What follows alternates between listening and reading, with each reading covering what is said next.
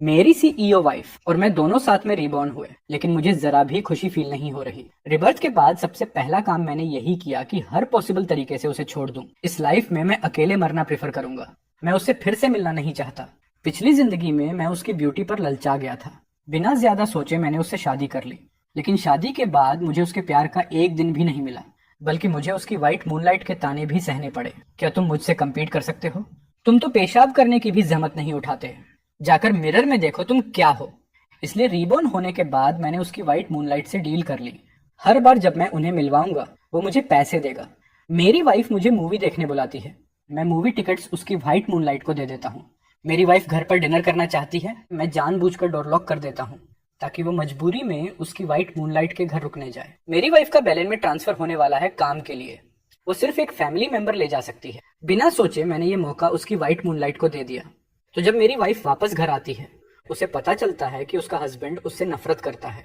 मैं उसे जानबूझकर परेशान कर रहा हूँ। वो हमारी वेडिंग एनिवर्सरी भी भूल गई क्योंकि वो अपनी व्हाइट मूनलाइट के साथ थी। मैंने कंप्लेन नहीं किया, इंस्टेड मैंने विदेश में पढ़ाई के लिए एप्लीकेशन दे दी। मेरा प्लान है कि पढ़ाई के बाद वापस आऊंगा और अपनी बाकी जिंदगी अपने देश को डेडिकेट करूंगा। उसके फ्रेंड्स मजाक उड़ाते हैं कि वो और उसकी व्हाइट मूनलाइट परफेक्ट कपल हैं। मैंने इसे डिनाई नहीं किया, बल्कि एक डिसीजन लिया, फर्स्ट डिवोर्स अप्लाई करना, ताकि मैं खुद उन्हें खुश कर सकूं। अब मुझे फर्क नहीं पड़ता कि वो कहाँ गई या क्या करेगी। मैं बस उम्मीद करता हूँ कि डिवोर्स अप्रूव हो जाए और मैं इस 3 लोगों वाली बेवकूफी भरी रिलेशनशिप से बाहर निकल जाऊं। अगले दिन मैं अकेले सिविल रजिस्ट्री ऑफिस गया। हेलो कॉमरेड, मैं फोर्स डिवोर्स अप्लाई करना चाहता हूँ। मैंने अपने बैग से वो डॉक्यूमेंट्स निकाले जो मैंने बहुत पहले से तैयार कर रखे थे और उन्हें उस आदमी को दे दिया। उसने ध्यान से सारे पेपर्स चेक किए और फिर मेरी तरफ देखकर सीरियस होकर बोला, कॉमरेड हमने आपकी एप्लीकेशन रिसीव कर ली है।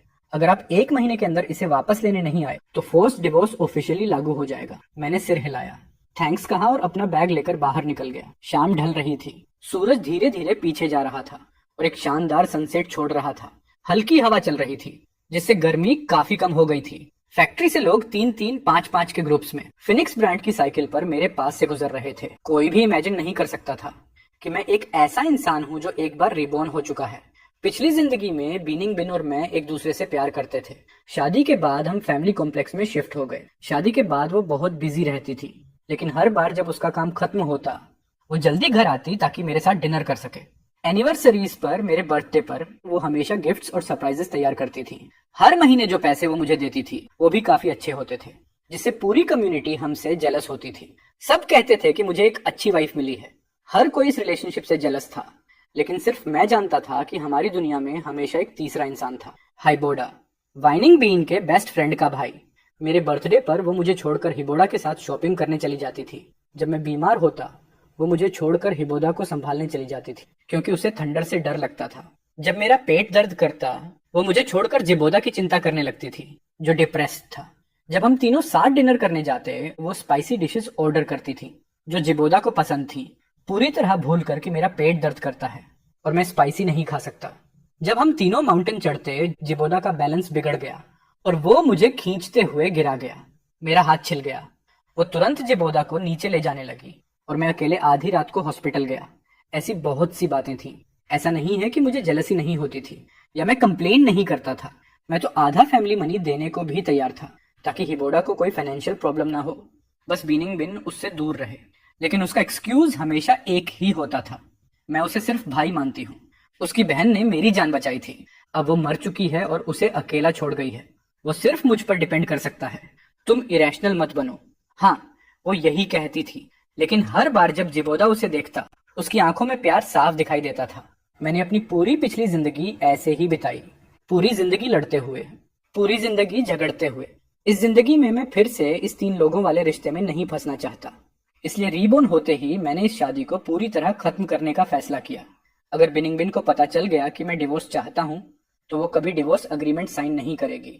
इसीलिए मैं यहाँ फोर्स डिवोर्स अप्लाई करने आया हूँ, क्योंकि इसमें सिर्फ एक साइड की रिक्वेस्ट काफी होती है। एक बार डिवोर्स हो गया तो मैं फ्री हो जाऊंगा। मैं यहाँ से चला जाऊंगा, अपनी पसंद की लाइफ जीऊंगा और कभी भी अपनी जिंदगी को इस औरत से नहीं बांधूंगा। लेकिन जैसे ही मैं कोर्टयार्ड के गेट तक पहुंचा, मैं अचानक रुक गया। शादी के बाद बीनिंग बिन ने मुझे जॉब छोड़ने पर मजबूर कर दिया था। अब मेरे पास कोई इनकम नहीं है। मेरे लिए फ्यूचर सिक्योर करना मुश्किल है और मेरे पास इतना पैसा भी नहीं है कि मैं दूर जाने का टिकट खरीद सकूं। हालांकि बिंगपिन ने मुझे पैसा दिया, लेकिन मुझे उसे हर एक रुपए का हिसाब और उसका रीजन बताना पड़ता है। अगर मैं अचानक कोई बड़ा अमाउंट खर्च कर दूं तो वो डेफिनेटली शक करेगी। तो फिर ये पैसा आएगा कहाँ से? बहुत देर तक सोचने के बाद मैंने एक बोल्ड फैसला ले लिया। मैं हिबोड़ा के साथ कोऑपरेट करूंगा, जो उसे हमेशा से प्यार करता है, और मैं अपनी ही हाथों से बैनिंग बिन को उसके पास पुश कर दूंगा। इसलिए मैं हिबोड़ा के घर के दरवाजे पर गया। बिना किसी फॉर्मल बातों में टाइम वेस्ट किए मैं सीधा मुद्दे पर आ गया।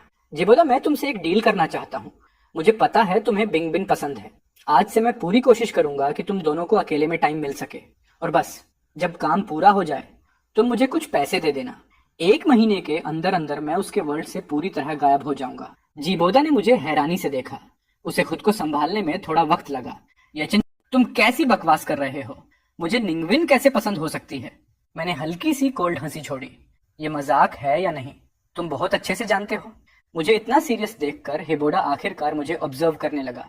हाँ, मुझे बिंगबिन पसंद है, लेकिन मैं तुम्हारी बातों पर भरोसा क्यों करूं? मेरी एक्सप्रेशन पूरी तरह काल्म थी। मैं तुम्हें भरोसा करवाने का तरीका ढूंढ लूंगा। आज रात वो तुम्हारे पास आएगी, बस उसके पसंद वाले कुछ डिशेस तैयार रखना। ये कहकर मैं उसके एक्सप्रेशन की तरफ मुड़ा भी नहीं, सीधा निकल गया। जैसे ही मैंने अपने घर का दरवाजा खोला, मेड तुरंत बाहर आई और मेरा बैग लेकर पूछने लगी, सर, आज रात के लिए कौन सा खाना चाहिए? मैंने दीवार पर लटकी घड़ी देखी।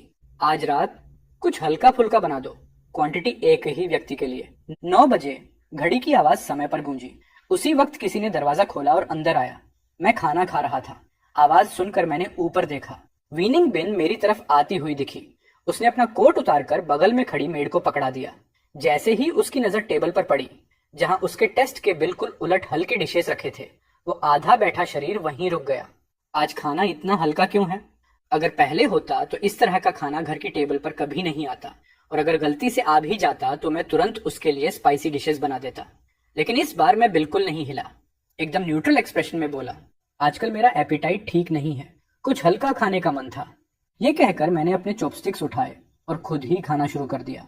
जैसे अचानक कुछ याद आया हो, मैंने फिर से उसकी तरफ देखा। जिबोदा ने ऑलरेडी खाना तैयार कर लिया है, तुम वहीं क्यों नहीं चली जाती? वो थोड़ी देर के लिए स्टंड रह गई, हल्का सा भौहें सिकोड़ दी। तुम्हें तो हमेशा से अच्छा नहीं लगता था कि मैं उसके साथ टाइम बिताऊं? मेरे दिल में एक कड़वी आयरनी उठी। मतलब उसे हमेशा से पता था कि मुझे उसका जिबोदा के साथ घूमना पसंद नहीं, लेकिन फिर भी हर बार वो मुझे छोड़कर उसके पास चली जाती थी। मैंने ऊपर देखा और हल्की सी मुस्कान दी। तुम हमेशा कहती थी कि तुम उसे सिर्फ छोटे भाई जैसा देखती हो, और वो ज्यादा कंसिडरेट है। तो अब मैं भी थोड़ा कंसिडरेट बनना सीख रहा हूँ। मेरा टोन बिल्कुल सॉफ्ट था, लेकिन न जाने क्यों वाइनिंग बिन के दिल में एक अजीब सी कड़वाहट उतर गई। फिर भी मेरी लगातार इंसिस्ट करने पर वो आखिरकार चली गई। मैं उसे कोट पहनते और दरवाजे से बाहर जाते चुपचाप देखता रहा। फिर मैं लिविंग रूम की विंडो की तरफ गया और हिबोड़ा के घर की तरफ देखने लगा। जैसे ही वहां की लाइट्स जली, मैं उठा और मेड को बर्तन समेटने दिया, फिर दरवाजा लॉक कर दिया। धीरे धीरे बाय हाउस की सारी लाइट्स बुझ गईं। दूसरी तरफ जैसे ही वो वहां पहुंची, जिबोदा की आंखें चमक उठी। वो तुरंत उसे लेने आया, हाल चाल पूछा और उसका कोट पकड़ा। टेबल पर पूरे स्पाइसी डिशेस थे, उसके सारे फेवरेट। विनिंग को इंस्टेंटली कुछ अजीब लगा। वो कुछ पूछना चाहती थी, लेकिन जिबोदा की बातें उसे बार बार रोक देती रही। ये डिनर नॉर्मल से काफी लंबा चला।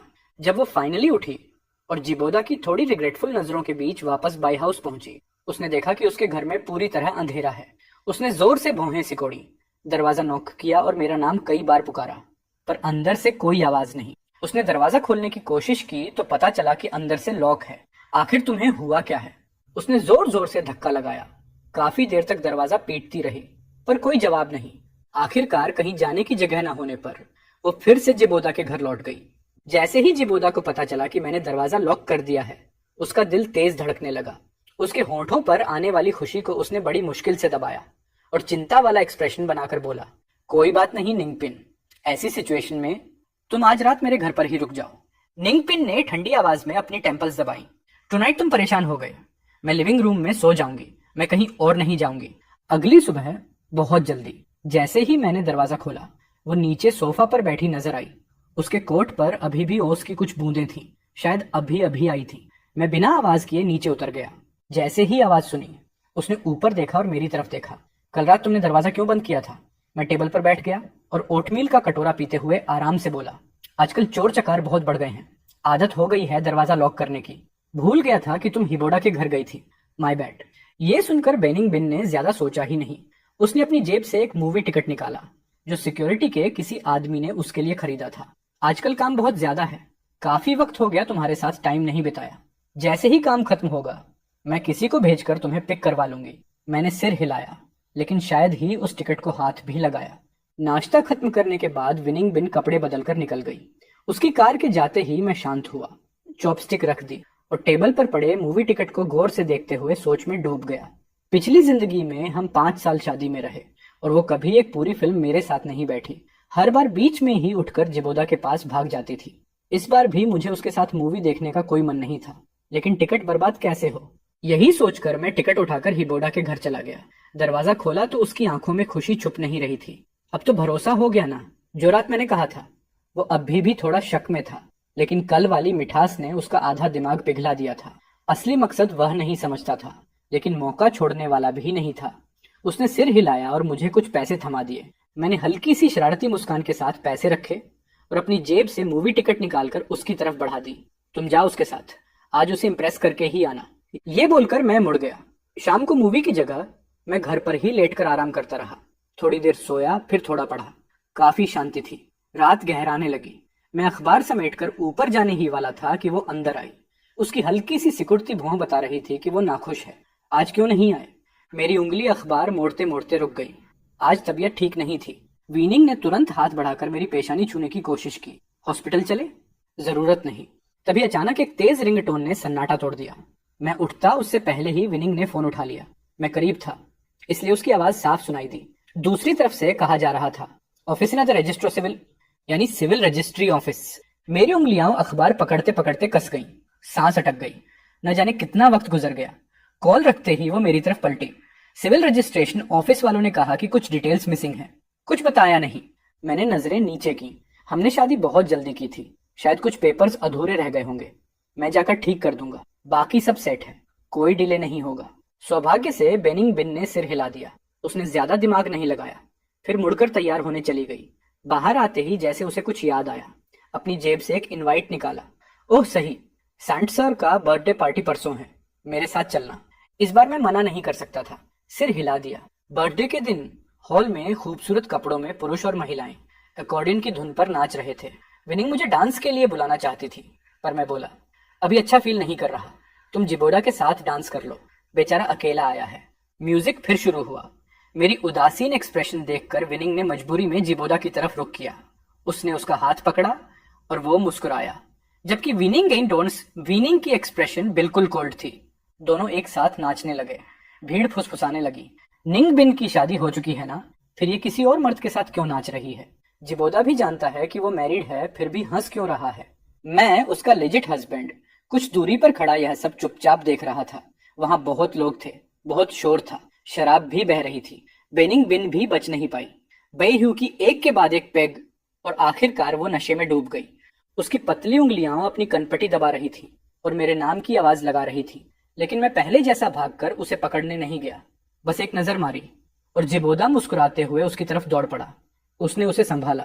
हम तीनों एक ही कार में बैठे, मैं फ्रंट सीट में, उन्हें पीछे जगह देकर। जिबोदा ने बड़ी जल्दी से विनिंग को पीछे बैठाया। विनिंग थोड़ा नशे में थी, लेकिन उसे भी महसूस हुआ कि कुछ गड़बड़ है, जैसे उसे समझ आ रहा हो कि मैं इन दिनों बदल गया हूँ। ये बदलाव उसे अंदर से बेचैन कर रहा था।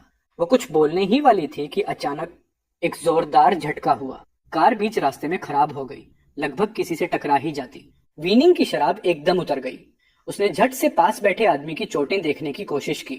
जिबोदा को ठीक देखकर उसने लंबी सांस ली, लेकिन जैसे ही उसने सिर उठाया, उसकी नजर सीधे मेरी आंखों से मिली, जो रियर व्यू मिरर में पड़ रही थी। उसके होंठ हिले जैसे कुछ कहना चाह रही हो, पर मैंने जानबूझकर नजरें फेर ली।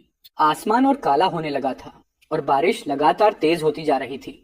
कई लोग छतरी पकड़े सड़क किनारे खड़े थे, किसी दूसरी गाड़ी का इंतजार करते हुए। ठंडी हवा चल रही थी और मैं खुद को हल्का कांपते हुए रोक नहीं पाया। ये देखकर मेरे पास बैठी विनिंग बिन ने तुरंत एक जैकेट उठाई और मुझे पहनाने लगी, पर उसी वक्त जिबोदा ने दूसरी तरफ से लगातार 3 बार छींक दी। हवा में ठहरी जैकेट वहीं रुक गई। उसके इस दोराहे को देखकर मेरे होंठ खुद ब खुद तिरछे हो गए। जिबोदा को इसकी ज्यादा जरूरत है, तुम पहले उसे दे दो। उसके शरीर की हल्की गर्मी वाली जैकेट आखिरकार जिबोदा के कंधों पर रख दी गई, जिससे उसका कान चुपचाप लाल हो गया। तभी सड़क के उस पार एक कार का हॉर्न बजा। लाओसांग ने खिड़की नीचे की ओर सड़क किनारे खड़े लोगों से पूछा कि क्या हुआ। मैंने जल्दी से कुछ लोगों को कार में बैठवा दिया, लेकिन दिक्कत ये थी कि कार में सिर्फ 2 सीटें बची थी। इस बार विनिंग बिन ने बिना सोचे हमारी तरफ देखा, जैसे चाहती हो कि मैं और जिबोदा पहले बैठ जाएं। लेकिन जिबोदा ने उसकी कपड़े की कोर पकड़ ली। बहन बिंगिंग, तुम मेरे साथ रहो, मुझे डर लग रहा है। मैं मन ही मन हंसा। एक छोटी सी कार राइड में भी इसे डर लग रहा है, बट मेरे चेहरे पर कुछ नहीं दिखा। मैंने सीधे बिनिंग बिन की तरफ देखा। बिंग बिन, तुम उसे लेकर जाओ, तुमने भी ड्रिंक कर रखा है। ड्रिंकिंग और हैवी रेन अच्छी कॉम्बो नहीं है। ये कहकर मैंने उसे मौका दिए बिना दोनों को कार में धकेल दिया। कार को दूर जाते हुए देखकर मैंने नजरें हटा ली, फिर तुरंत दूसरी कार रोकी। मैं घर नहीं गया, मैं सीधे सिविल रजिस्ट्रेशन ऑफिस गया। अगली सुबह जैसे ही मैंने मेन डोर खोला, एक शख्स तेजी से मेरी तरफ आया। मैंने ऊपर देखा, सीधा बिनिंग बिन की आंखों में आंखें मिली। तुम कल रात घर क्यों नहीं आए? कहाँ गए थे? मैंने ठंडे अंदाज में कहा। कल रात हैवी रेन थी, मैं एक दोस्त के यहाँ रुक गया। असल में मैं सिविल रजिस्ट्रेशन ऑफिस गया था कुछ डॉक्यूमेंट्स पूरा करने। टाइम लग गया। जब तक खत्म हुआ कोई ट्रांसपोर्ट नहीं था, तो एक सस्ते हॉस्टल में रुक गया। उसने सिर से पांव तक मुझे जांच लिया। जब पूरा यकीन हो गया कि मैं ठीक हूँ, तभी उसने राहत की सांस ली और साइड में हटकर मुझे अंदर आने दिया। पापा और मम्मी आए हुए हैं। जैसे ही उसने ये कहा, मेरा हाथ हवा में ही रुक गया। मैंने सीधे लिविंग रूम की तरफ देखा, वहां दोनों बैठे थे। मेरी आवाज सुनते ही वो भी उठकर आगे आए। हल्की फुल्की ग्रीटिंग्स के बाद उसकी माँ ने मेरा हाथ पकड़कर मुझे सोफे की तरफ ले जाने लगी। रास्ते भर सिर्फ यही पूछती रही कि मेरी तबीयत कैसी है। हमारी शादी के बाद से उसके माता पिता अक्सर आते थे, लेकिन प्यार से नहीं, सिर्फ एक बात को लेकर दबाव डालने आते थे, बच्चा करो। लेकिन बच्चा कोई ऐसा काम नहीं जो बस बोलने से हो जाए। मैंने बगल में खड़ी विनिंग बिन की तरफ देखा। उसका चेहरा बिल्कुल भावहीन था, लेकिन आंखों में हल्की उम्मीद थी। वो भी बच्चा चाहती थी। अगर ये पहले वाला जीवन होता तो शायद मैं भी चाहता, हमारे जैसे दिखने वाले कई बच्चे। लेकिन अब रिबर्थ के बाद मेरा मन बदल चुका था। मेरी चुप्पी लंबी होती देखकर उसके पापा ने बेटी की तरफ देखा। तुम दोनों बच्चे करने वाले हो या नहीं? वो चौंकी, फिर मुझे देखा। शायद उसे लगा मैं शर्म से चुप हूं, इसलिए उसने हल्की मुस्कान के साथ सिर हिलाया। हाँ, हम चाहते हैं, लेकिन ये चीज हरी में नहीं करनी चाहिए, नेचुरली होना चाहिए। दोनों के मना न करने पर उसके पापा मम्मी एक दूसरे को देखकर समझ गए, अब टाइम है प्लान आगे बढ़ाने का। डिनर टेबल पर उसके पिता खास तौर पर एक स्पेशल सूप लेकर आए और हमें मुस्कुराकर बाउल में डालकर दिया। उसकी माँ की एक्सपेक्टेंट नजरों के सामने मैंने सूप एक ही बार में पी लिया। डिनर के बाद उसके माता पिता ज्यादा देर नहीं रुके और कार में बैठकर चले गए। उनके जाते ही हम दोनों कमरे में आकर लेट गए, लेकिन कुछ ही मिनटों में मेरे अंदर अचानक गर्मी की लहर दौड़ गई। पूरा कमरा सफोकेटिंग लगने लगा। मैंने अनजाने में अपनी शर्ट ढीली की, नजरें घुमाई तो देखा विनिंग बिन का चेहरा भी लाल था। वो भी बेचैनी से अपनी ड्रेस का कॉलर खींच रही थी। जैसे ही हमारी नजरें मिली, एक ही बात दिमाग में कौंधी, आज की सूप में कुछ गड़बड़ थी। मैं उठने ही वाला था कि वो मुझ पर झपट पड़ी और मुझे नीचे दबा लिया। उसकी उंगलियां मेरे बेल्ट तक पहुंचने ही वाली थीं कि मैंने उसे झटके से दूर कर दिया। शायद उसने उम्मीद नहीं की थी कि मैं उसे रिजेक्ट कर दूंगा। उसकी आंखें शौक से फैल गईं। इस समय को याद करते हुए मेरी बेरुखी और ठंडापन उसके लिए कितना कड़वा रहा होगा। उसकी आवाज हल्की सी कांपी। क्या हुआ? वो मेरी हथेली कसकर पकड़ रही थी। बैठने में कोई दिक्कत नहीं थी, पहले जाकर एक शावर ले लो। हम दोनों क्लीन फ्रीक है ना, इसलिए मेरी बात सुनकर उसे ज्यादा सोचना नहीं पड़ा। अपने अंदर जल रही आग को दबाते हुए वो उठी और बाथरूम की तरफ चली गई। जैसे ही बिनिंग बिन बाथरूम में गई, मैंने जल्दी से पास रखा ग्लास उठाया और एक बड़ा घूंट पी लिया। फिर मैं मुड़ा, खिड़की के किनारे को पकड़ा और बाहर कूद गया। छुपकर मैं जिबोदा की खिड़की तक पहुंचा और हल्का सा नॉक किया। जल्दी कर, उसकी रूम में जा, उसे ड्रग दिया गया है। ये बेस्ट अपॉर्चुनिटी है, मौका दोबारा नहीं मिलेगा। बात खत्म करके मैंने हिबोडा की एक्सप्रेशन देखी, फिर मुड़कर चला गया। दूसरी तरफ बिनिंग बिन नहाने के बाद बाल सुखाते हुए बाथरूम से बाहर आई। हल्की रोशनी बंद हो चुकी थी, सिर्फ एक धुंधली सी परछाई बिस्तर पर लेटी दिख रही थी। उसने बिना सोचे उसके पास कदम बढ़ा दिए। वो फिर उसी आदमी को नीचे दबा लेती है। उसके हाथ और भी बेपरवाह होते जा रहे थे। जब वो उस आदमी की एडम्स एप्पल पर किस करने वाली थी, तभी एक धीमा सा कराहस को उसकी होंठों से निकला। आदमी गहरी नींद से अचानक जाग गया। उसने झटके से खुद को ऊपर उठाया और एक तरफ हटा लिया। लाइट ऑन कर दी। तेज रोशनी ने पूरी रूम को भर दिया। वो औरत हैरान रह गई। तुम? जिबोदा कुछ पल के लिए कुछ समझ ही नहीं पाया। उसे अंदाजा नहीं था कि वो पकड़ा जाएगा। उसका चेहरा एकदम बदल गया। वो कुछ बोल भी नहीं पा रहा था। अगले ही सेकंड एक धीमी सी कराह औरत के मुंह से निकली। अब तक गई नहीं? वो पूरी तरह होश में आया। पास रखी जैकेट उठाई और डर कर भाग गया। सुबह बीनिंग बिन गर्दन के पीछे हाथ फेरते हुए सीढ़ियां उतर रही थी। कल रात क्या हुआ? क्या जिबोदा मेरे रूम में था? मैंने अपना आखिरी घूंट खिचड़ी खत्म किया और पूछा, कौन? कल रात तुम नहाकर सो गई थी, कोई नहीं आया तुम्हारे रूम में? औरत को थोड़ा अजीब लगा, कुछ गलत सा महसूस हुआ, पर उसे याद भी नहीं था कि रात क्या हुआ, इसलिए उसने और कुछ नहीं पूछा। आखिर वो कैसे सोच सकती थी कि रात के बीच में जिबोदा को मैं ही उनके रूम तक ले गया था। उसे धीरे धीरे जिबोदा की तरफ धकेलते धकेलते बिनिंग बिन का काम इतना बिजी हो गया कि मुझे उन्हें दोनों को दोबारा मिलवाने का मौका ही नहीं मिला। फिर अचानक बिनिंग बिन को बेन में ट्रांसफर का ऑर्डर मिला, लेकिन नोटिफिकेशन के साथ सिर्फ एक फैमिली मेंबर को साथ ले जाने की अनुमति थी। उसने लिफाफे को देखा और एक पल के लिए रुक गई। पहले वो मुझे बिना सोचे साथ ले जाती, लेकिन अब इक्वेशन में जिबोदा भी था। उसे याद आई हिबोदा की मरती हुई बहन की वो आखिरी बात, उसका ख्याल रखना। लिफाफा उसके हाथों में मसल गया। वो घर आई और बड़ी मुश्किल से बोली, मेरा ट्रांसफर बीन में हो गया है। ऑर्गेनाइजेशन एक फैमिली मेंबर को टीवी स्टेशन में जॉब देगा, पर मैं सिर्फ एक को ले जा सकती हूँ। उसकी आवाज धीरे धीरे लगभग गायब हो गई। मुझे समझ आ गया कि आगे वो क्या कहने वाली है। जिबोदा अकेला है, कोई नहीं है उसकी देखभाल करने वाला। मैं उसे पहले बेपिन ले जाना चाहती हूँ और तुम उसके बाद आ जाना, ठीक है? मैं तुरंत मान गया, शायद बहुत जल्दी मान गया, इसलिए बिनिंग बिन कुछ देर चुप रह गई। उसकी आंखों में हैरानी साफ थी। इतनी आसानी से मान गए? मैंने उसकी तरफ देखा। क्या तुम चाहती थी कि मैं ना मानूं? मैं ड्रामा करता तो क्या तुम रुक जाती? उसके गले में शब्द अटक गए। जवाब साफ था, नहीं, क्योंकि जैसे ही ट्रांसफर का ऑर्डर आया था वो फैसला कर चुकी थी कि हिबोदा को साथ ले जाएगी। कोई भी उसे रोक नहीं सकता था। वो मेरा हाथ पकड़कर बोली, जेचेन, तुमने बहुत सहा है, मैं आगे चलकर तुम्हें कंपेंसेट करूंगी। मेरा चेहरा शांत था, लेकिन अंदर से मैं ठंडी हंसी हंस रहा था। हमारा फ्यूचर, वो तो पहले ही खत्म हो चुका था। ट्रांसफर अचानक आया था, इसलिए पूरी कॉलोनी ने बिनिंग बिन के लिए एक फेयरवेल पार्टी रखी। पार्टी के बीच में मैं एक कोने में चुप बैठा उन्हें देख रहा था। बिनिंग बिन और हिबोदा दोनों भीड़ से घिरे हुए एक के बाद एक ड्रिंक पी रहे थे। औरत के गाल और भी गुलाबी होते जा रहे थे और आदमी की नजरें धुंधली। जैसे जैसे लोग उन्हें चीयर्स करने आ रहे थे, जिबोदा खुद को संभाल नहीं पाया और बिनिंग बिन पर झुक गया। शायद मेरी निगाह महसूस हुई। उसने तुरंत जिबोदा को अलग किया और सिक्योरिटी को कहा कि उसे सोफा पर बिठा दे। वो मेरी तरफ आने ही वाली थी कि अचानक दीवार के नीचे से ऊपर तक एक भयानक दरार फैल गई, जैसे धरती खुद दहाड़ रही हो। सबके चेहरे सफेद पड़ गए। अर्थक्वेक।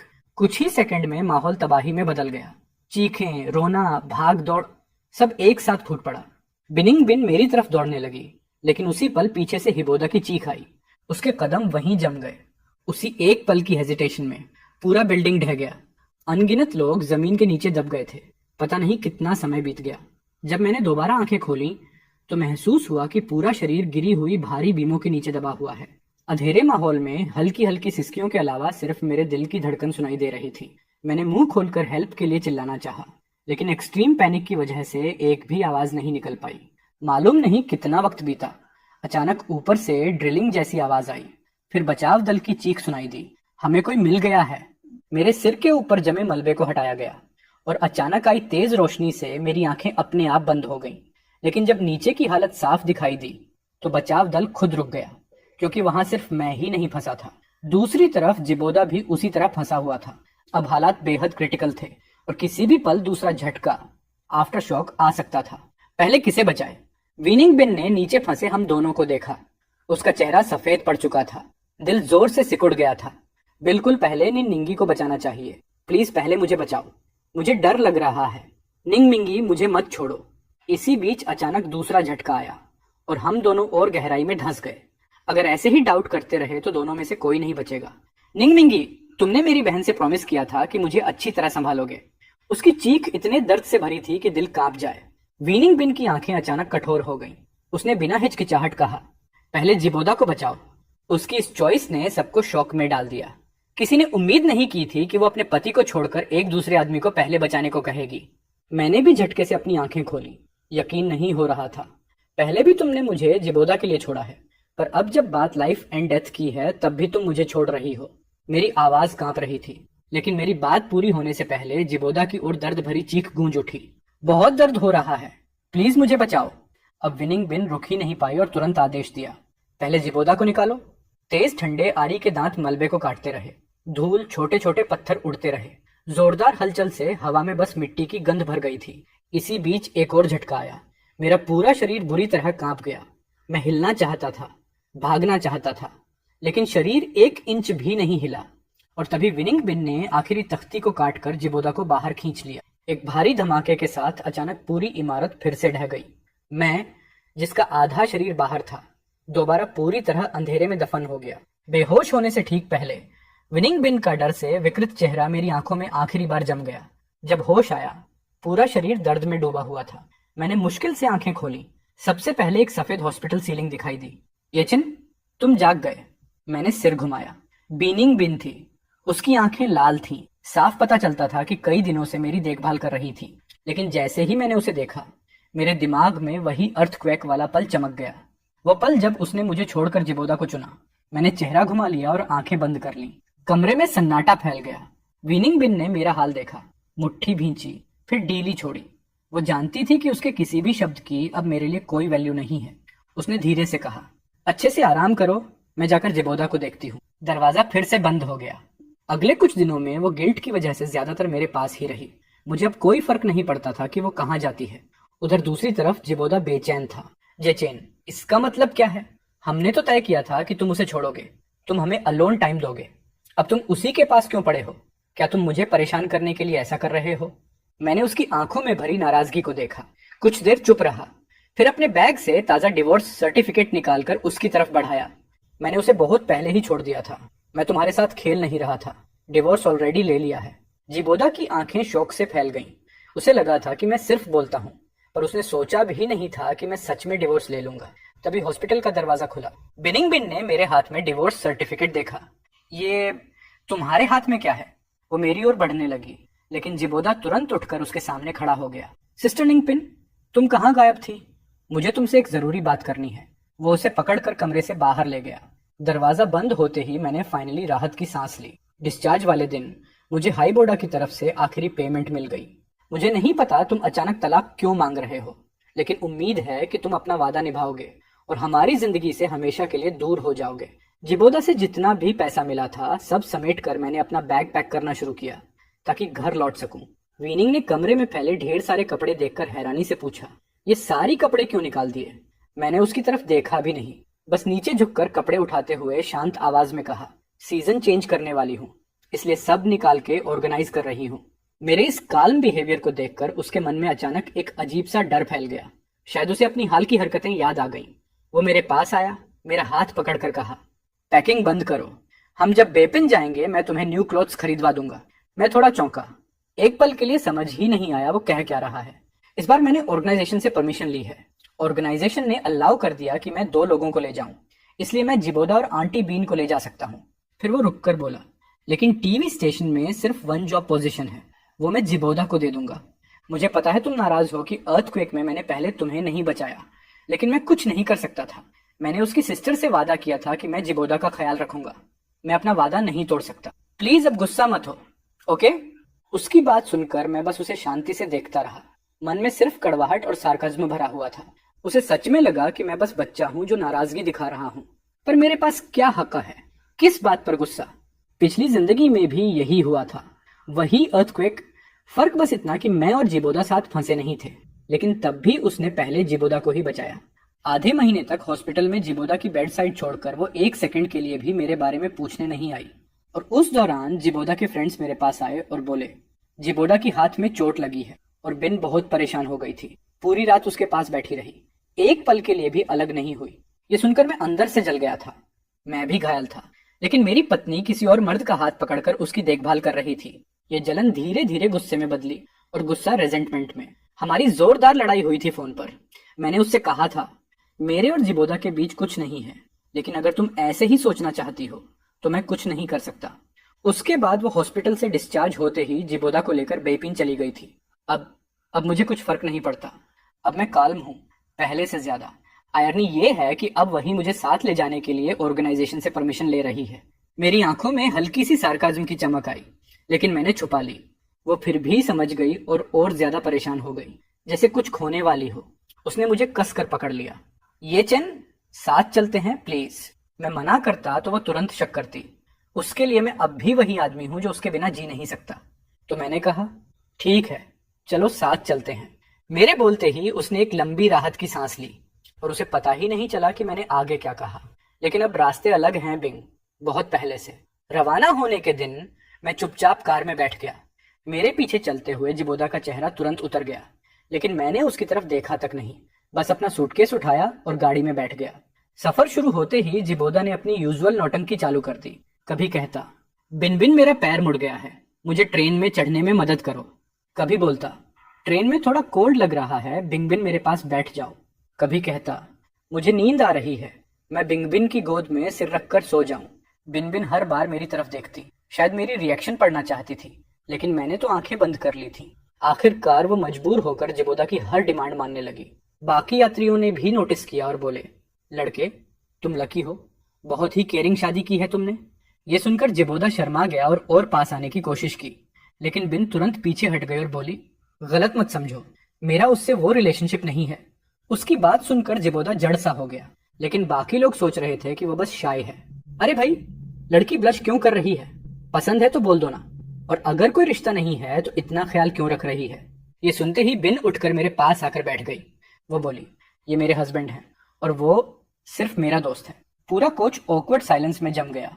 जिबोदा रिजेंटमेंट से भरकर उसको देखने लगा। गाड़ी हिल रही थी, डिम लाइट्स थी और खिड़की की परछाइयां मेरे चेहरे पर पड़ रही थी। मैंने आंखें खोली और साथ वाली सीट से टकराकर एक डल आवाज हुई।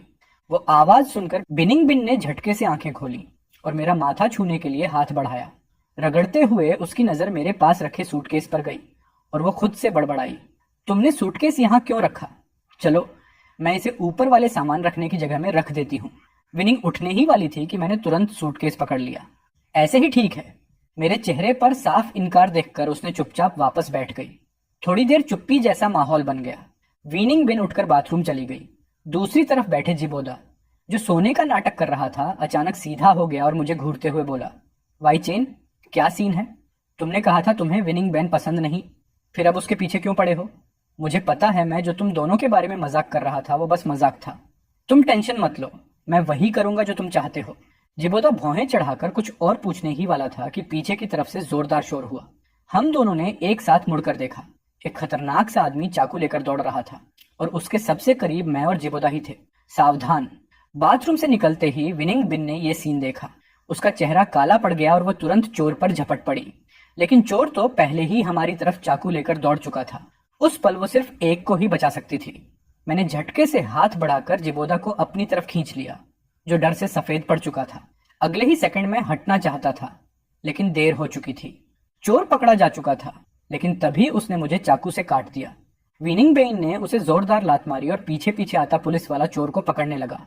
अरे लड़के, हाथ का खून रोक जल्दी। विनिंग मेरे पास आई, चेहरे पर घबराहट साफ थी। तुम ठीक हो? जो जवाब मेरे गले तक आया था वो वहीं अटक गया। मेरा बायां हाथ लगातार खून बहा रहा था, लेकिन मेरी आंखें पूरी तरह शांत थीं, इतनी शांत कि थोड़ी कोल्ड लग रही थी। पूरी रात हम दोनों एक ही लाइन में बैठे रहे। बीच में बस एक पतला सा आयल था, वो मेरे जख्म पर दवा लगा रही थी।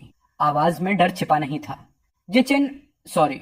मुझे पता था कि वो कुछ और कहना चाहती थी, पर मायने ही क्या।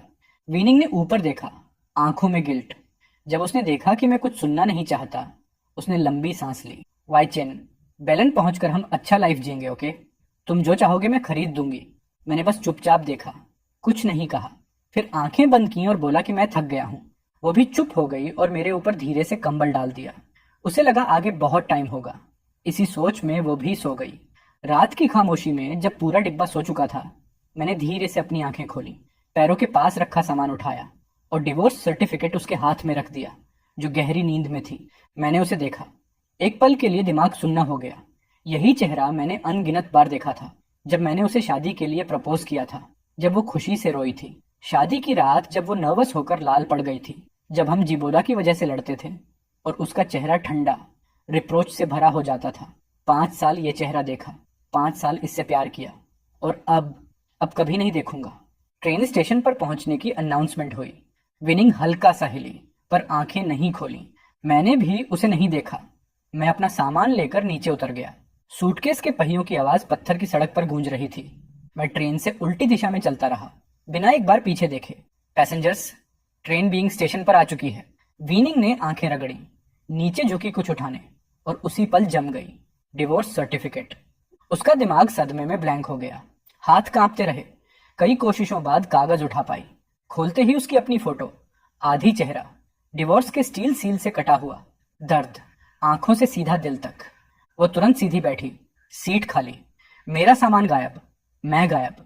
घबराहट में वो बाहर भागी, हर तरफ मेरी तलाश में, पर बहुत देर हो चुकी थी। गुस्सा अंदर फट पड़ा। उसने डिवोर्स सर्टिफिकेट इतनी जोर से पकड़ा जैसे फाड़ ही देगी। उसे समझ आ गया, इस तरह के छुपे हुए तलाक के लिए 1 महीना पहले सिविल रजिस्ट्री में अप्लाई करना पड़ता है।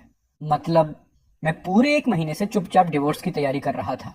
अब उसके पास ऑप्शन बस एक था, फोर्स्ड डिवोर्स। लेकिन मैंने आखिर गलती क्या की? वो बस हवा में बुदबुदाई।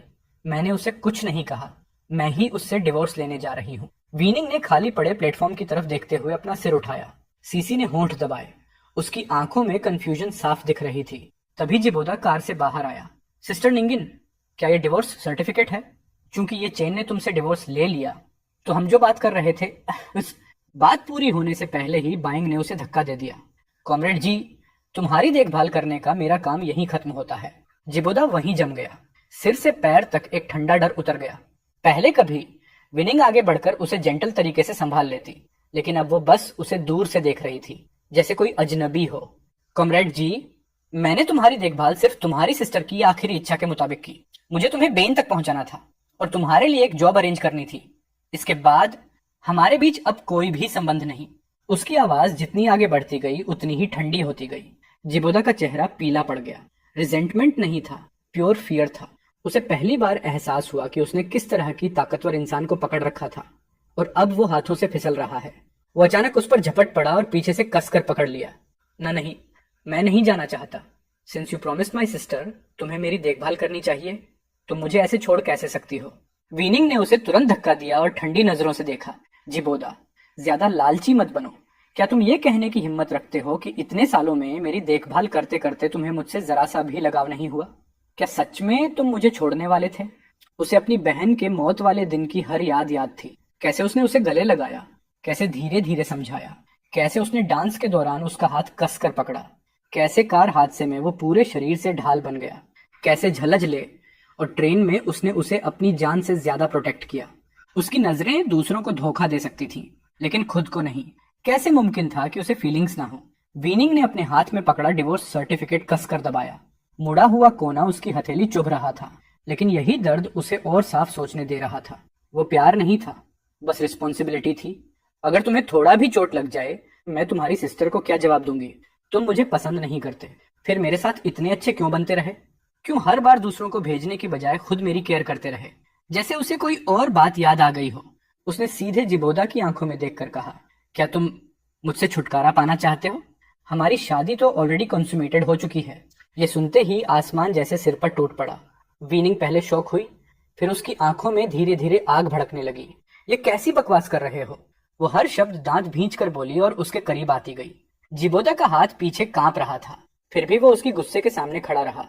उस रात तुमने वो सूप पिया था, हमने उसी रात वादा किया था। वीनिंग के कदम अचानक रुक गए। उसे भी वो रात याद आई और मेरी वो टालने वाली एक्सक्यूज भी। कैसे कोई अपने ही हस्बैंड के कमरे में किसी और आदमी को भेज सकता है? धोखे की आग ने उसे सिर से पैर तक जला दिया। वो कुछ कह पाती उससे पहले ही इन स्ट्रीट वाले गेट का गार्ड भागते हुए आया। हेलो प्लीज, इस तरफ आइए। वीनिंग ने अपनी आग निगल ली। उसने एक बार भी जिबोदा की तरफ नहीं देखा और तुरंत आदेश दिया, इसे वापस ले जाओ और इसके टीवी स्टेशन वाली जॉब कैंसिल कर दो। जैसे ही गार्ड्स उसे ले गए, जिबोदा जमीन पर धंस गया। उसने नीचे पत्थरों को घूरा। उसे पता था कि उसे बस टेम्परेरी रहने दिया गया था, और जितना वो सोचता गया उतना ही रिजेंटमेंट और हेट्रेड उसके दिल में भरता गया। सब ये चेन की गलती है। अगर वो अचानक ना जाता, मुझे ये सब न करना पड़ता। लीडर ने सामने खड़ी विनिंग की तरफ चिंता से देखा और उसका सिविल स्टेटस याद करते हुए बोला, शाओ अभी बेजिंग आया है, एडजस्ट नहीं कर पा रहा। तुम्हें बिंगबिन का अच्छे से ध्यान रखना होगा। वो कुछ कहना चाहती थी पर समझ नहीं पाई कैसे बोले। लीडर भी समझ गया और हल्की मुस्कान से बोला, हाँ, शाओ से लड़ाई हुई क्या? लड़ाई नहीं, डिवोर्स हुआ है। उसके चेहरे की मुस्कान तुरंत गायब हो गई। कारण सुनते ही उसका टोन डिसअपॉइंटेड हो गया। ये क्या कर रही हो तुम? तुम तो वो लड़की हो जो बिग डिसीजंस को बड़ी क्लैरिटी से हैंडल करती है। फिर प्यार में इतनी कंफ्यूज्ड क्यों? जेबोदा की सिस्टर ने तुम्हारी जान बचाई थी। तुम्हें उसके भाई का ख्याल रखना चाहिए था। लेकिन इतना कुछ तुम दूसरों से भी करवाती, तुम खुद इतना क्यों उठाती रही? लीडर ने हाथ हिलाया। चलो घर जाते समय उतर जाओ। प्रोफेशनल टीम पूरे दिन की रिपोर्ट दे रही थी। ये चेन को पता चला कि वाइनिंग का एक्चुअल पता प्रोविंस में एग्जैक्ट कंफर्म नहीं है। किसी को ढूंढना जैसे भूसे के ढेर में सुई ढूंढना। हाइबोडा की हॉस्पिटल रिपोर्ट ने कंफर्म किया कि वो सिर्फ टाइमो कर रहा था, लेकिन उसकी आइडेंटिटी के चलते उसे बी फैमिली के घर में टेम्परेरी रखना पड़ा। वाइनिंग का चेहरा सुनते सुनते और डार्क होता गया। आखिरकार उसने थककर आंखें बंद कर ली। गाड़ी में फिर से डेड साइलेंस छा गया। घर पहुंचते ही उसने देखा जिबोदा सोफे को कसकर पकड़े बैठा है। आगे कदम बढ़ाने से सीधा इनकार। उसे आते देख वो झट से खड़ा हुआ। उसे पकड़ने की कोशिश की, पर वो एकदम अलग हट गई। मैंने सब कुछ कह दिया है, अब प्लीज जाओ। मेरा भाई अभी अभी सजा पाया है, मैं नहीं जाऊंगा। अगर तुम्हें पसंद नहीं था फिर मेरे साथ इतने अच्छे क्यों बने रहे? अपने हस्बैंड को छोड़कर मुझे ढूंढने क्यों आई? मैंने तो तुम्हारी मदद ओपनली की। मेरी कॉन्शियंस क्लियर है। अगर तुमने ड्रामा किया तुम ही नुकसान उठाओगे। पहली बार जिबोदा ने उसे सीरियस होकर देखा। ठंडा, बेरहम, बिल्कुल पहले जैसा। मैं तुम्हें कुछ पैसे दे दूंगा ताकि तुम वेपिंग और उसके बाद सरवाइव कर सको। उसके बाद हमारे बीच कुछ भी नहीं रहेगा। ये कहने के बाद उसने जमीन पर पड़े उस आदमी की तरफ देखना भी बंद कर दिया और अपने कमरे का दरवाजा बंद कर लिया। आदमी के गले से दर्द भरी एक कराह निकल गई। मेरे सामने फैले इस अजनबी सीन को देखते हुए मेरी आंखों में हल्की सी कंफ्यूजन चमक उठी। ट्रेन से उतरने के बाद मैं बस किसी भी ट्रेन में चढ़ गया था, लेकिन मुझे बिल्कुल अंदाजा नहीं था कि ये ट्रेन मुझे हियांगनान शहर तक ले आएगी। पुल के पास बने घरों की खिड़कियां खुली थीं। एक औरत हाथ में पिपा लिए धीमी सी अनजान धुन गा रही थी। जीयू डायलेक्ट की नरम आवाज हवा में घुल रही थी और एक काली छत वाली नाव नदी को चीरते हुए धीरे धीरे दूर जा रही थी। हल्की हल्की बारिश शुरू हो गई। मैंने जल्दी से हाथ उठाकर अपने सिर को ढका, एक हाथ में सूटकेस पकड़े और छत के नीचे आकर खड़ा हो गया। नीले पत्थरों पर गिरती बारिश की बूंदें हल्की हल्की आवाज कर रही थीं, लेकिन बारिश धीरे धीरे तेज होती जा रही थी। मैं खुद को रोक नहीं पाया और लकड़ी के दरवाजे के पास आ गया, लेकिन पीछे हटते वक्त मैं अचानक किसी से टकरा गया। अनजाने में मैंने पलटकर देखा और सीधा उसकी गहरी आंखों में खो गया। वो एक औरत थी जिसने सिल्क की लंबी ड्रेस पहन रखी थी, चेहरे पर हल्की सी मुस्कान। कोई बात नहीं, अंदर आ जाओ, बारिश से बच जाओ, ये बारिश जल्दी नहीं रुकेगी। खिड़की के पास वाले कमरे में चाय की खुशबू फैली हुई थी। कपड़े बदलने के बाद मैं लिसा के सामने बैठा और उसके दिए हुए गर्म चाय के कप को संभाल कर लिया। थैंक्स लिशा। वो मुस्कुराई जैसे उसे कुछ याद आया हो। तुम अकेले हंगनन आए हो, हार मत मानना। तुम्हें देखकर लगता है तुम यहाँ के नहीं हो। मैंने हल्के से सिर हिलाया। मैं पास्ट के बारे में बात नहीं करना चाहता, वो यादें अच्छी नहीं हैं। मैं बस एक शांत जगह ढूंढना चाहता हूँ जहां से नई जिंदगी शुरू कर सकूं। मेरे सामने बैठी वो भी समझदार थी। उसने ज्यादा सवाल नहीं किए, बस पूछा आगे क्या प्लान है तुम्हारा? हालांकि जिबोदा ने मुझे 5,000 यूएन से ज्यादा पैसे दिए थे, लेकिन वो पैसे एक दिन खत्म हो ही जाएंगे। मुझे अपने लिए जॉब ढूंढनी पड़ेगी, लेकिन बिनिंगबिन के साथ 5 साल शादी में मेरी पुरानी स्किल्स लगभग जंग खा चुकी थी। अब मैं क्या कर सकता हूँ? उसने मेरी आंखों में कंफ्यूजन देख लिया। वो टेबल के किनारे पर उंगलियां मारते हुए बोली, मेरा एक दोस्त अपनी टेलरिंग शॉप बेच रहा है, ठीक सामने ही है। बारिश रुकने के बाद मैं तुम्हें दिखा दूंगी। मैं अचानक प्लेजेंटली सरप्राइज्ड हो गया। बारिश रुकने के बाद लिसा ने अपनी दुकान बंद की और मुझे नीले पत्थरों वाली सड़क से ले गई। चलते चलते वो मुझे गांव के लोगों और उनकी आदतों के बारे में बताती रही। गांव छोटा था, लेकिन लोग अच्छे थे। दुकानों की कमी नहीं थी, लेकिन टेलरिंग शॉप्स बहुत कम थी। उसका दोस्त भी दुकान बेचना नहीं चाहता था, लेकिन उसकी पूरी फैमिली वेपिंग में थी, इसलिए मजबूरी में उसे छोड़ना पड़ रहा था। चलते चलते मेरे दिमाग में अचानक बीनिंग बिन और जिबोदा का ख्याल आया। टाइम कैलकुलेट किया तो अब तक वो दोनों बीन पहुंच चुके होंगे। अब जब मैं बीच में नहीं हूं तो शायद उनका रिश्ता स्मूथली आगे बढ़ रहा होगा। कुछ मिनट चलने के बाद हमारे सामने एक छोटा सा 2 मंजिला बिल्डिंग आ गया। लिसा के दोस्त से मिलने के बाद मैंने इस जगह को थोड़ा समझा। बात भी स्मूथली हो गई और लिसा की मदद से डील जल्दी फाइनल हो गई। अगला पूरा हफ्ता मैं बिजी रहा। पहला काम घर की ओनरशिप ट्रांसफर करना। दूसरा, नोटबुक में दी एड्रेस के हिसाब से जगहों को समझना। क्योंकि मेरी स्किल अभी भी वीक थी, इसलिए मैंने एक एक्सपीरियंस्ड मास्टर ढूंढा और टेलरिंग सीखना शुरू किया। मैंने पूरी मेहनत से सीखा और मास्टर भी सिखाने में दिलचस्पी दिखा रहा था। 1 महीने के अंदर ही मैंने काम अच्छे से सीख लिया। मैंने अपने लिए खुद एक नई शर्ट बनाई और थैंक्स बोलने के लिए लिया के लिए भी एक ड्रेस तैयार की। जब मैंने उसे वो कपड़े दिए, उसकी आंखों में सरप्राइज चमका और फिर वो मुस्कुरा दी। मैं थोड़ा ऑकवर्ड होकर सिर हिलाया। दुकान का सारा काम खत्म करने के बाद कपड़ा और कूपन्स खरीदने में मेरे पैसे ज्यादा नहीं बचे थे, लेकिन ग्रेटिट्यूड दिखाने के लिए मैंने उसके लिए एक ड्रेस और एक मिठाई का डिब्बा भी खरीदा, जो मैंने सुबह सुबह लाइन में लग कर लिया था। मिठाइयों की खुशबू इतनी स्ट्रांग थी कि मुंह में पानी आ जाए। मुझे बहुत पसंद आया। Thank you. अच्छा है तुम्हें पसंद आया। मुझे डर था तुम रिजेक्ट न कर दो। मैंने राहत की सांस ली। जैसे ही टेलरिंग शॉप खुली, आसपास के लोग बस ऑब्जर्व कर रहे थे। आखिर मैं नया टेलर था। अगर काम खराब होता तो वो मजाक उड़ाते, लेकिन कुछ ही दिनों में छोटी सी दुकान कस्टमर्स से भर गई। सिर्फ मेरी स्किल ही अच्छी नहीं थी, बल्कि मेरे डिजाइन्स भी नए और अट्रैक्टिव थे। और सबसे जरूरी, मैं बात करने में सॉफ्ट था, इसलिए लोग मुझे पसंद करने लगे। एक शाम जब मैं आखिरी कस्टमर को भेजकर दुकान बंद करने ही वाला था, अचानक सामने से एक तेज आवाज आई, यचन। दरवाजा बंद करते हुए मेरा हाथ रुक गया और मैंने सामने खड़ी औरत की तरफ देखा। उसने हाथ में पकड़े कपड़े को जमीन पर फेंक दिया और जोर से चिल्लाई, सब लोग आओ और देखो, यही है वो दुकान। मैंने इतने पैसे खर्च करके नया ड्रेस बनवाया और कपड़ा इतना घटिया निकला कि पहनने से पहले ही फट गया। उस टाइम हम ऑलरेडी डिनर कर चुके थे और सब लोग बाहर इवनिंग वॉक पर निकले हुए थे। जैसे ही वो हंगामा हुआ, पूरा मोहल्ला इकट्ठा हो गया और जैसे ही लोगों ने देखा कि टारगेट मैं हूं, भीड़ में हल्की हल्की फुसफुसाहट शुरू हो गई। शक वाली वॉइसेस धीरे धीरे बढ़ने लगी। उस औरत का चेहरा और काला पड़ता जा रहा था, लेकिन फिर भी वो हटने को रेडी नहीं थी। बोली, क्या तुम लोग इसलिए फायदा उठाते हो क्योंकि मैं एक औरत हूँ? मैं अपनी रेपुटेशन पर झूठ क्यों बोलूंगी? उसकी दुकान की फैब्रिक इतनी खराब है कि पहनने से पहले ही फट गई। मेरा पैसा वापस दो। ये बोलकर उसने भीड़ में से और 2-3 औरतों को आगे धक्का देकर निकाला। उनकी हाथों में भी फटी हुई कपड़े थे। मेरी आंखें अपने आप सिकुड़ गईं। चाहे मैं कितना भी इडियट होता, ये समझ जाता कि ये पूरा ड्रामा किसी ने जानबूझकर सेट किया है। मैं 1 महीने में इतनी सारी ड्रेसेस अकेला नहीं बना सकता, और ऊपर से मैं मेंस वेयर भी बनाता हूँ, विमेंस वेयर भी, बुजुर्गों और बच्चों के लिए भी।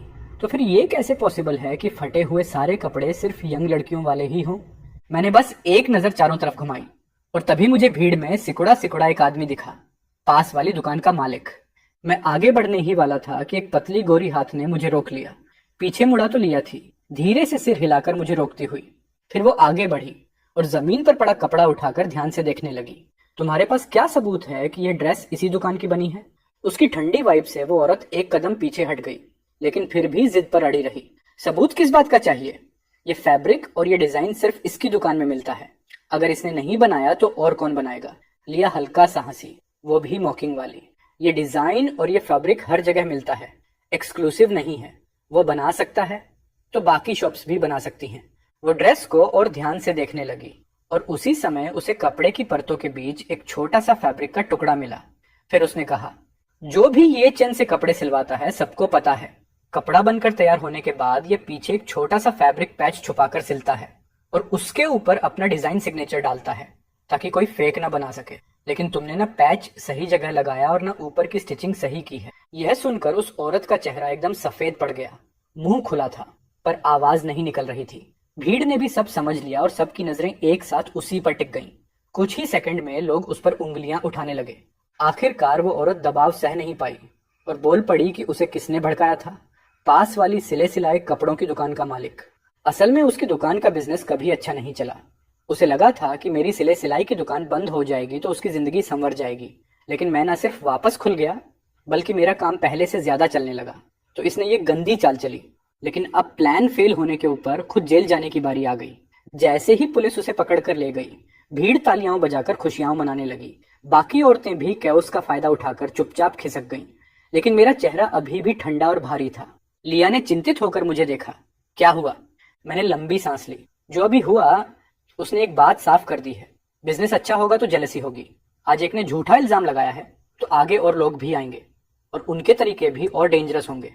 मैंने एक नजर दूर खड़ी पुरानी वुडन डोर वाली हवेली पर डाली। एक पल के लिए मन में हिचकिचाहट उठी। जब पहली बार इस अजीब शहर में आया था, बस एक काम ढूंढना था ताकि जिंदगी चल सके। लेकिन दुकान खोलते ही ये सब शुरू हो गया। सच कहूं तो समझ नहीं आ रहा था कि आगे बढ़ना है या नहीं। तभी लिया ने मेरा कंधा पकड़कर कहा, रिलैक्स, जो साफ है उस पर दाग नहीं लगता। मेरे साथ भी ऐसा हो चुका है। हम हर मूव का जवाब दे सकते हैं, पहले सोचते हैं कि इन चीजों से कैसे निपटना है। अगले हफ्ते मैंने दुकान जानबूझकर बंद रखी। रोज लिया के साथ बैठकर स्ट्रेटजीज तैयार करता रहा। जब दोबारा दुकान खोली तो कस्टमर्स पहले से ज्यादा आ रहे थे। मुझे अकेला देख लिया ने 2 फुर्तीली और समझदार लड़कियां काम के लिए रिकमेंड कर दी। थोड़ा चैन मिला। लेकिन जैसे ही राहत मिली, लिया ने एक और खबर दी। वो वापस बेन जा रही थी। तभी मुझे उसकी असली आइडेंटिटी पता चली। वो कोई नॉर्मल टी सेलर नहीं थी। वो बेपिन के एक बड़े अधिकारी की पोती थी। बीमारी से उबरने के लिए हियांगनान आई थी। अब ठीक हो गई थी तो वापस जाना जरूरी था। ये सुनकर मेरे मन में एक अजीब सा खालीपन आया। इस छोटे से कस्बे में मैंने सबसे पहले उसी को देखा था। अगले कई महीनों तक उसी ने मेरी मदद की। लेकिन अब जब हम दोनों जेन्युइनली दोस्त बने थे तो बिछड़ने का टाइम आ गया था। मेरे चेहरे पर उदासी देखकर वो भी रुक गई, जैसे कुछ कहना चाह रही हो, जैसे कहना चाहती हो कि चलो साथ में बीन। पर फिर उसे याद आया कि मैं हमेशा बीन का नाम सुनकर अवॉइड करता हूँ, जैसे वहां मेरे लिए कोई बुरा पास्ट छुपा हो। आखिर में उसने उस अनरियलिस्टिक ख्याल को वहीं दबा दिया। नो मैटर, मैं तुम्हें अपने घर का पता छोड़ रही हूँ, हम एक दूसरे को लेटर्स लिख सकते हैं। ये सुनकर दिल में जितना भी अफसोस था, मुझे उसे दबाना ही पड़ा। जिस दिन लिया गई उस वही दिन था जैसा मैं पहली बार यहाँ आया था। हल्की बारिश शुरू हो गई थी। उसने मुझे टी हाउस की चाबी दी और कहा कि जब भी समय मिले वहां जाकर थोड़ा बैठ जाया करूं ताकि टी हाउस में थोड़ी लाइफ बनी रहे। उसने ये भी कहा कि शायद एक दिन वो फिर लौट आए। लेकिन हम दोनों जानते थे कि वो एक हाई ऑफिशियल की पोती है। इतनी आसानी से वो वापस नहीं आने वाली। मैंने उसकी गाड़ी को तब तक देखा जब तक वो नजर से गायब नहीं हो गई। फिर नजरें झुका ली। मैं सीधा अपनी सिले सिलाई की दुकान की तरफ नहीं गया, बल्कि छाता खोलकर धीरे धीरे नीली पत्थर वाली पगडंडी पर चलता हुआ लिया कि टी हाउस की तरफ चला गया। जैसे ही दरवाजा खोला, 1 सेकंड के लिए दिल थोड़ा अजीब सा भारी हो गया। जब वो यहाँ होती थी, हमेशा मुस्कुराते हुए अंदर आती थी और मुस्कुराते हुए जाती थी। मेरी नजर धीरे धीरे खिड़की की तरफ गई। वही जगह जहां घंटों हमारी बातों का कोई लिमिट नहीं होता था। मैं जाकर अपनी सीट पर बैठ गया, लेकिन सामने अब कोई नहीं था जो मेरे लिए गर्म चाय डाल दे। एक लंबी सांस मेरे होंठों से निकल गई। लिया अभी थोड़ी देर पहले गई थी और मुझे उसकी याद ऑलरेडी सताने लगी थी। मेरी नजर फिर दरवाजे पर गई, जैसे उम्मीद कर रहा हूं कि अगले ही पल वो वापस अंदर आ जाए। लेकिन रात हो गई और वो वापस नहीं आई। दूसरी तरफ बीइंग परिवार में बिनिंग बिन, जो अब मुझसे तलाक ले चुकी थी, उसकी नेचर और भी कोल्ड होती जा रही थी। पिछली बार जिबोदा को निकालते वक्त उसने तो उसे ड्रग देने की भी कोशिश की। इस बार तो कोई मदद करने वाला भी नहीं था। पुलिस तुरंत पहुंच गई और जिबोदा को उठा ले गई। नॉर्मली उसके स्टेटस की वजह से उसे हल्की सजा मिलनी चाहिए थी, पर इस इंसिडेंट के बाद उसके पुराने कई गंदे काम भी सामने आ गए। ऊपर से बिनिंग बिन ने भी कोई नरमी नहीं दिखाई। नतीजा ये हुआ कि सजा हल्की तो दूर, अब उसे और भारी पनिशमेंट मिलेगी। घर लौटकर जब वो अंदर गया, हल्की सी भी उम्मीद नहीं थी कि कोई उसका इंतजार कर रहा होगा। टेबल पर भी गर्म खाना नहीं था। चाहे ये रोज की बात बन चुकी थी, पर फिर भी वो इसे एक्सेप्ट नहीं कर पा रहा था। आखिरकार शोर सुनकर नैनी बाहर आई और उसके लिए नूडल्स बना दिए। अगली सुबह उसे पोस्टमैन एक इनविटेशन देकर गया। पढ़ा तो पता चला ली परिवार की पोती की तबीयत ठीक हो गई है और वो वापस आ गई है। इसलिए ली परिवार ने स्वागत की पार्टी रखी है। फॉर्मेलिटी और संबंध के चलते उसे भी वहां जाना ही था। सोचते सोचते उसने ऑलमोस्ट मुझसे कह दिया कि गिफ्ट तैयार कर दो, पर फिर याद आया कि हम दोनों का अब तलाक हो चुका है। तो उसने नैनी को गिफ्ट्स तैयार करने को कहा और खुद जल्दी जल्दी ली परिवार की हवेली की तरफ निकल गया। ली परिवार की हवेली जगह पूरी तरह रोशन थी। लोग खुशियां मना रहे थे। वहीं पहली बार लिया की नजर बिनिंग बिन पर पड़ी। अगर बिनिंग बिन आइस की तरह ठंडी और रॉयल ब्यूटी थी, तो लिया सॉफ्ट, वार्म और बेहद ग्रेसफुल थी। उसकी शालीनता इतनी नेचुरल थी कि कई लड़के उसका बस हाई सुनकर ही दंग रह गए। गिफ्ट देने के बाद बिनिंग बिन एक कोने में जाकर खिड़की के बाहर देखने लगी। इतने में लिया की नजर उस पर कई बार गई। जब लोगों ने देखा कि लिया उसे बार बार देख रही है, तो क्यूरियोसिटी में उन्होंने दोनों का परिचय करा दिया। लिया को तभी एहसास हुआ कि ये वही महिला है जो पहले शादीशुदा थी और जिसका एक्स हस्बैंड उससे बहुत प्यार करता था, लेकिन अभी तक मिला नहीं। जैसे ही उसने एक्स हस्बैंड की बात सुनी, उसके दिमाग में मेरा चेहरा तुरंत आ गया। उसने खुद को रोक नहीं पाई और पूछ लिया, उसके एक्स हस्बैंड का नाम क्या था? किसी ने कहा, लगता है ये चैन था। इसके आगे क्या कहा गया, उसे सुनने में लिया को कोई दिलचस्पी नहीं रही। मेरे बारे में सोचकर उसको समझ आया कि शायद यही वजह थी कि वो बेपिन वापस नहीं आना चाहती थी। डिनर के बाद ली परिवार के पुराने मास्टर ने लिया को स्टडी में बुलाया। थोड़ी औपचारिक बातें पूछी, फिर उसने छोटे शहर की कुछ मजेदार बातें बताई। सब सुनने के बाद अचानक लिया ने कहा, ग्रैंडपा, मुझे किसी से प्यार हो गया है। बूढ़े मास्टर ने अभी चाय पी ही थी, वो सीधा बाहर फेंक बैठे, क्या मेरी पोती जो लड़कों से दूर रहती है, उसको किसी से प्यार हो गया? लिया ने हल्की सी मुस्कान के साथ कहा, बस एक दिक्कत है, उसकी आइडेंटिटी थोड़ी खास है। बुजुर्ग ने कप नीचे रखा। कौन है? वो धीरे से बोली। वो बिनिंगबिन का एक्स हस्बैंड है। लिया को लगा था कि बुजुर्ग गुस्से से फट पड़ेंगे, पर उन्होंने हाथ हिलाकर कहा, सो व्हाट? एक्स हस्बैंड ही तो है। जब तुम्हें पसंद है तो बस, मुझे क्या दिक्कत? फिर उन्होंने सीरियस होकर कहा, बस याद रखना, अगर वो और बिनिंगबिन अलग हुए हैं तो 90% गलती बिनिंगबिन की ही होगी। तुम बेवकूफ मत बनना, लिशा जैसे काम मत करना और उसे हर्ट मत कर देना। लिया के चेहरे पर खुशी चमक उठी। मतलब आप अग्री करते हो? उन्होंने चाय डालते हुए हंस कर कहा, हाँ, मैं मान भी लूं तो क्या? वो लड़का भी तुम्हें चाहता हो, ये भी तो जरूरी है। रात काफी देर तक जागने के बाद ही लिया स्टडी से बाहर आई। अपनी रूम में पहुंचकर उसने एक कागज निकाला। कलम हाथ में लिए वो काफी देर तक सोचती रही। आखिरकार उसने कुछ चिंता भरे शब्द लिख दिए। जब मुझे लिया की नई चिट्ठी मिली, उसी वक्त हियांग में फिर से बारिश शुरू हो गई। मैंने लकड़ी की छोटी छड़ी से खिड़की की लैटिस ऊपर उठाई। महीन हल्की बारिश नीले पत्थरों वाली पगडंडी पर गिर रही थी और हवा में एक ठंडी सी महक भर रही थी। मैं खिड़की के पास बैठकर बीन की चिट्ठी पढ़ रहा था। दिल सच में भारी हो गया। लाई को गए लगभग 3 महीने हो चुके थे। इन 3 महीनों में अपनी दर्जी की दुकान में काम करने के अलावा मैं उसकी चाय दुकान में जाकर बैठ जाता हूँ, बस इसीलिए, ताकि उसके भेजे हुए लेटर्स पढ़ सकूं। उसी की चिट्ठियों की वजह से भले ही मैं बिन्फ में नहीं हूं, लेकिन वहां की हालत का अंदाजा लगा पाता हूं। जैसे जीबोदा, जो बिनिंगबिन के साथ बीन गया था, न सिर्फ टीवी स्टेशन में काम नहीं कर पाया, बल्कि सीधा जेल पहुंच गया। एक और एग्जाम्पल, किसी अमीर घर के लड़के को बिनिंगबिन पसंद आ गई, पर उससे पहले कि वो लड़का बोल्ड होकर कन्फेस करता, उसके घर वालों ने उसे साउथ साइड में बंद कर दिया। मेरा और विनिंग का रिश्ता तो हर किसी की नजर में एक परफेक्ट मैरिज था। बीन की लोगों को भी इसके बारे में थोड़ा बहुत पता था। इसी वजह से जब लोगों ने देखा कि बिनिंगबिन मुझे नहीं लाई बल्कि जिबोदा को लेकर गई, तो सबके दिमाग में सवाल पैदा होने लगे, क्योंकि कौन अपनी शादीशुदा जिंदगी छोड़कर किसी दूसरे मर्द को साथ लेकर जाता है। थोड़ी इन्वेस्टिगेशन के बाद सबको पता चला कि हम दोनों का तलाक हो चुका है। और जब जिबोदा के किए हुए काम और उसके बोलने का अंदाज सामने आया, तो लोगों ने बिनिंगबिन के कैरेक्टर को भी थोड़ा सा नीचे समझना शुरू कर दिया। चिट्ठी के आखिरी हिस्से में लिया ने मुझे एक और बात याद दिलाई। विनिंग अभी भी हार नहीं मानी है। वो लगातार लोगों को भेज रही है ताकि तुम्हारा पता चल सके, लेकिन मैं तो ऐसे गायब हूं जैसे समुद्र की तली में डूबी रेत। मुझे ढूंढना मतलब नीडल इन अ हेस्टैक। मैंने चिट्ठी समेटी और खिड़की से बाहर देखा। हियांग आए लगभग 1 साल हो गया था। इस 1 साल में मैंने थोड़ा पैसा भी जमा कर लिया। बिनिंगबिन मुझे जल्दी नहीं ढूंढ पाएगी, लेकिन अगर उसने हार नहीं मानी तो एक दिन जरूर पहुंच जाएगी। मतलब मुझे यहाँ ज्यादा दिन नहीं रुकना चाहिए। उधर बिनिंगबिन ने नई चिट्ठी खोली जिसमें फिर से लिखा था, नहीं मिला। उसने भौहें चढ़ाई, चिट्ठी को मरोड़कर फेंक दिया। 1 साल, पूरा 1 साल, फिर भी वो मुझे नहीं ढूंढ पाई। उसने पहले पैनिक किया, फिर गुस्सा आया और आखिर में आज जैसी बेबसी रह गई। शुरू में जब वो जिबोदा का ख्याल रखती थी तो लोगों को रीजन देती थी। मर चुके दोस्त की वसीयत है। कहती थी कि उसका जिबोदा से कोई मतलब नहीं। पहली बार रेस्क्यू किया, दूसरी बार किया, सब दोस्त की वसीयत के नाम पर। लेकिन सच ये है कि मुझे तो जरा भी भरोसा नहीं था। इसीलिए मैंने चुपके से फोर्स डिवोर्स के लिए भी अप्लाई कर दिया था। मैं सॉफ्ट हार्टेड हूँ, पर इस मामले में हमेशा कंफ्यूज एटीट्यूड रहा। जितना सोचता उतना फ्रस्ट्रेटेड हो जाता। आखिरकार उसने गहरी सांस ली, फोन उठाया और आदेश दिया, ढूंढते रहो, किसी भी हाल में उसे फाइंड करो। उसे बिल्कुल अंदाजा नहीं था कि मुझे उसके हालात से कोई फर्क नहीं पड़ रहा था। उसकी बेचैनी मेरी प्रायोरिटी नहीं थी। मैं तो बस सामने खड़ी उस लड़की को देखकर खुश था। तुम वापस कैसे आ गई? मैंने हल्की सांस लेते हुए पूछा। दरवाजा खोल कर लिया अपना सामान लेकर अंदर आई। मेरी तरफ देखते हुए उसकी आंखों में एक नरम सी गर्मी थी। मैं किसी को देखने आई हूँ, उसने कहा।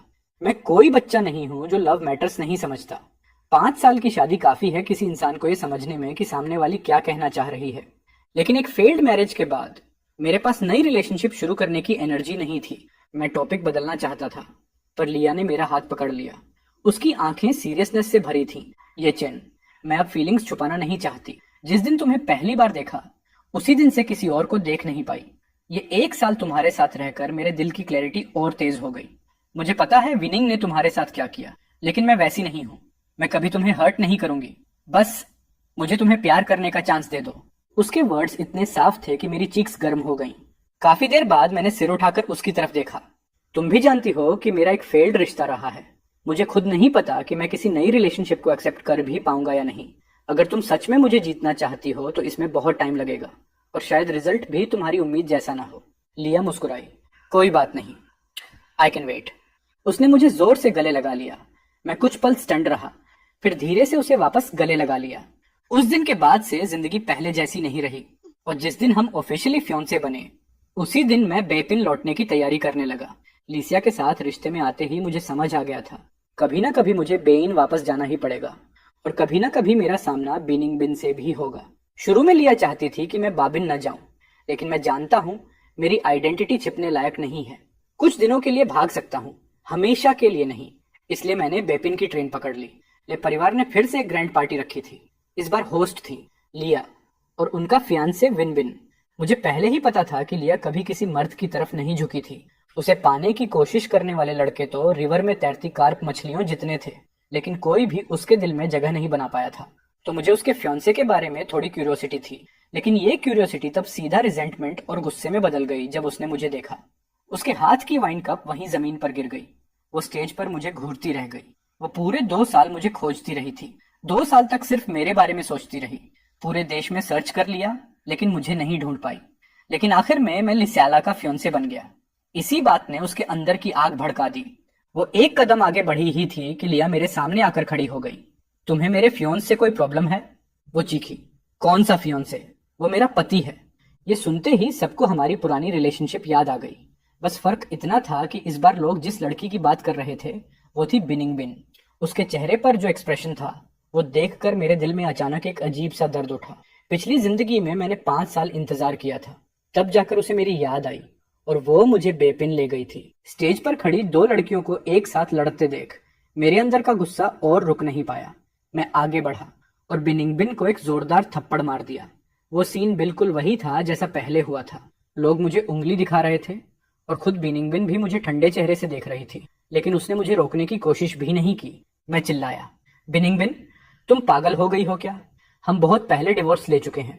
अगर तुम किसी मर्द को ढूंढना चाहती हो तो वो जिबोदा होना चाहिए। ये सुनते ही उसका चेहरा एकदम सफेद पड़ गया। वो मुझे ऐसी नजर से देख रही थी जैसे यकीन ही नहीं हो रहा हो कि वो आदमी जिसने उसे कभी इतना प्यार किया था वही आज ऐसी बातें बोल रहा है। लिया ने गुस्से में गार्ड्स को बुलाने के लिए हाथ उठाया, लेकिन मैंने उसे रोक लिया। Let me talk to her alone. मैं बहुत जल्दी में चला आया था। 2 साल से दिल में दबे हुए कुछ शब्द थे, अब उन्हें साफ साफ बोलने का वक्त था। हम बगीचे में आमने सामने बैठ गए। मेरी आंखों में पहले की तरह डिस्टेंस और ठंडापन था। वो मुझे किस तरह देख रही थी ये चीज अब मुझे साफ दिख रही थी। वो पहले से ज्यादा टूटी हुई लग रही थी, लेकिन अब चाहे वो कितनी भी दुखी हो मुझे फर्क नहीं पड़ता। मैंने कहा, तुम जानती हो मैं तुमसे डिवोर्स क्यों चाहता था बिनिंग बिन? जिस दिन तुमने जिबोदा को मॉर्चुरी में गले लगाया था उसी दिन हमारे रिश्ते में दरार पड़ गई थी।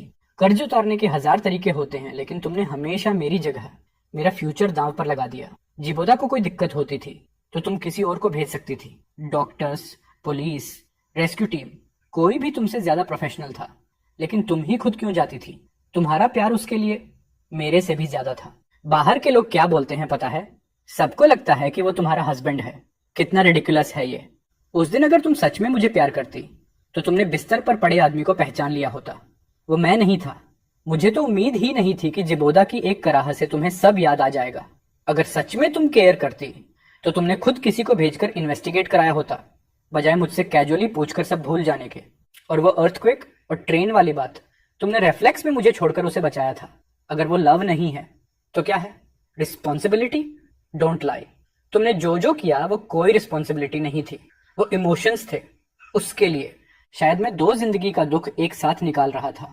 मेरी आंखों से आंसू रुक ही नहीं रहे थे। बिनिंग बिन के चेहरे पर एक दर्द उतर आया। वो आगे बढ़कर मेरे आंसू पोंछना चाह रही थी, लेकिन मैं साइड में हट गया। आंसू के कारण मुझे उसका चेहरा भी साफ नहीं दिख रहा था, लेकिन मैं फिर भी हर शब्द साफ बोलता गया। बिनिंग बिन, अगर पॉसिबल होता तो मैं चाहूंगा कि इस जिंदगी में मैं तुम्हें कभी मिला ही ना होता। मेरी बात सुनकर उसके दिल पर जैसे किसी ने घूंसा मार दिया हो। उसकी उंगलियां रेलिंग पर सफेद पड़ गईं। पहली बार उसकी ठंडी आंखों में पैनिक दिखा। वो बोली, ये चेन, सुनो मेरी बात। आई स्वेयर, मुझे जिबोदा के लिए कभी प्यार नहीं था। हाँ, मैं उसके साथ अच्छी थी, लेकिन सिर्फ जिम्मेदारी की वजह से। Please let me explain. लेकिन अब मेरे पास पेशेंस नहीं था। मैं पलटकर चल दिया। वो पीछे पीछे दौड़ी, लेकिन तभी अचानक एक और फिगर तेजी से आई और उसने बिंगिंग बिन को जोरदार थप्पड़ मार दिया। दफा हो जाओ यहां से। ये लिया थी, पूरी तरह गुस्से में। उसे कुछ बातें पता थी, लेकिन इतना एक्सट्रीम वो भी उसने इमेजिन नहीं किया था। उसे सोचकर ही डर लगा कि इन 5 सालों की शादी में मैंने कितना सहा होगा। वो दोबारा उसे मारने को बढ़ी, लेकिन मैंने उसका कंधा पकड़ लिया। बस लिया, दादाजी हमारा इंतजार कर रहे हैं। मैंने जमीन पर गिरी बिनिंगबिन की ओर दोबारा नहीं देखा और लिया का हाथ पकड़कर हॉल की तरफ चल पड़ा। उसकी हथेली गर्म थी और वो वार्मथ मेरे दिल की आखिरी ठंडक तक पिघला रही थी। पीछे से कोई कदमों की आहट नहीं आई, न ही वो पुरानी आवाज। ये चेन, सुनो, मेरी बात सुनो प्लीज। मैं मुड़ा भी नहीं। कुछ चीजें शुरुआत से ही गलत थी और कुछ बातें, चाहे जितनी बार बोली जाएं, बेकार होती हैं। आज ये 2 जिंदगी का अधूरा चैप्टर आखिरकार पूरी तरह बंद हो गया।